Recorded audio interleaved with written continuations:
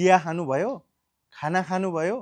यो सुन्दा कुनै छिमेकीले हाल खबर सोधेको जस्तो लाग्छ, तर यो त नेपालको राजनीतिमा नयाँ सुनामी ल्याइरहेका बालेन शाहको भाषणको सुरुवात हो, जसले हिजोसम्म घोक्रो सुक्ने गरी कराउने र स्विजरल्यान्ड बनाउने सपना बेच्ने पुराना नेताहरूको सातो उडाएको छ। बालेनले अहिले भाषणको शैली मात्र होइन, परिभाषा नै बदलिदिएका छन्।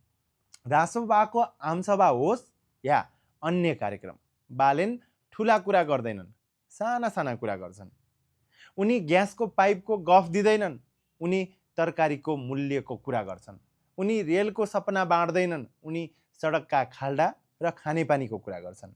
उनी भाषण गर्दैनन्, खासमा उनी जनतासँग सिधै संवाद गर्छन्। जब बालेन स्टेजमा आई लभ यू भन्छन्, हजारौं युवाहरू जुरुक्क उठ्छन्।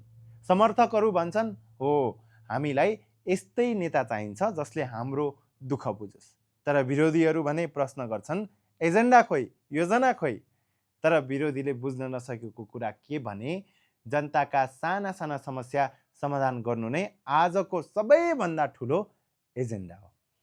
भावी प्रधानमन्त्रीको रूपमा हेरिएका बालेनको यो छोटो तर प्रभावकारी शैलीले एउटा कुरा प्रष्ट पारेको छ, अबको राजनीति चिच्याएर होइन, जनतासँग कनेक्ट भएर मात्र सम्भव छ।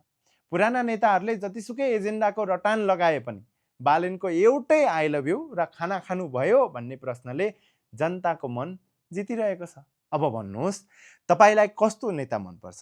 ठुला कुरा गर्ने र सपना देखाउने कि तपाईको घरको पानी र तरकारीको चिन्ता गर्ने? बालेनको यो शैलीले यो चुनावमा कस्तो रङ्ग ल्याउला? कमेन्टमा लेख्नुहोस्।